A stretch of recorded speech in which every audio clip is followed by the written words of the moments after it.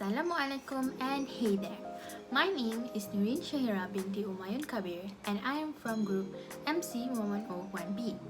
Today, I will be delivering an informative speech from my public speaking course COM 165.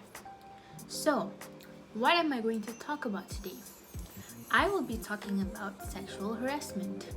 My specific purpose of delivering this speech is to inform everyone who is watching this video about what is sexual harassment, the impacts of sexual harassment to the victim and also to the harasser, and ways to stop sexual harassment.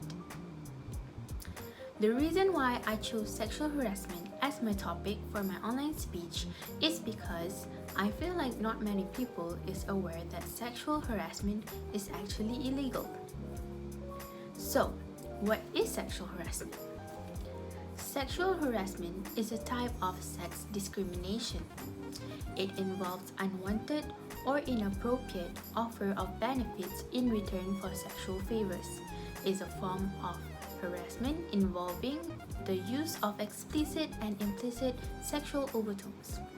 Sexual harassment incorporates a range of actions ranging from verbal abuse to sexual abuse or assault. According to the Equal Employment Opportunity Commission (EEOC), there are two types of sexual harassment, which are quid pro quo and hostile work environment. Quid pro quo means this for that. In this context, it involves expressed or implied demands for sexual favors in exchange for some benefit or to avoid some detriment in the workplace. Quid pro quo harassment is perpetrated by someone who is in a position of power or authority over another. Next, hostile work environment harassment arises when speech or conduct is so severe and pervasive that creates an intimidating or demeaning environment or situation and negatively affects a person's job performance. Unlike quid pro quo harassment, this type of harassment can be perpetrated by anyone in the work environment, including a peer, a supervisor, subordinate, vendor, customer, or contractor. Hostile work environment situations are not as easy to recognize, given that an individual comment or occurrence may not be severe. Demeaning behavior may occur that it is not based on sex, and there may be long periods between offensive incidents. Examples of conduct that might create a hostile work environment include inappropriate touching, sexual jokes or comments, repeated requests for dates, and a work environment where offensive pictures are displayed. In addition, sexual harassment can also refer to the offensive comments and remarks that are made about a person's gender.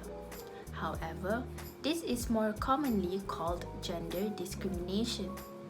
Also, harassment may occur in so many different social settings, such as the workplace, school, or even you can get sexually harassed when you are in your own house.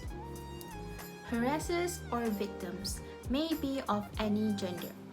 Men or women out of all ages could be harassers and also could be the victims. This diagram right here shows the majority of sexual assault victims are under 30, leading with 54% the age between 18 to 34, 28% age between 35 to 64, 15% age between 12 to 17, and lastly 3% age 65 and above. Sexual harassment can include when someone is touching, grabbing, or making physical contact with you without your consent. Moreover, getting sexually harassed definitely would leave an impact and traumatize the victims. Sexual harassment can vary in its effect. In research conducted by the EU Fundamental Rights Agency, 17,335 women victims sexually harassment were asked to describe the feelings that resulted from the most sexual assault incident they had experienced since they were 15 years of age. In most situations, depending on the psychology capacity of the recipient to cope and to form of harassment and the social support or lack thereof for the recipient, harassment can lead to temporary prolonged stress or depression. Also, the victims of sexual harassment would have physical symptoms of stress such as headaches, backaches, or sleeping problems. Then there are also consequences for harassers. Consequences of sexual assault for harassers may include training referrals, therapy referrals, written or verbal reprimand, suspension, reassignment, demotion, or loss of jobs. It may also be necessary to refer to another suitable authority for investigation for potential violations of state and federal statutes. Therefore, what are some of the ways to prevent sexual harassment from happening? The most important and relevant way to prevent sexual harassment is to raise awareness.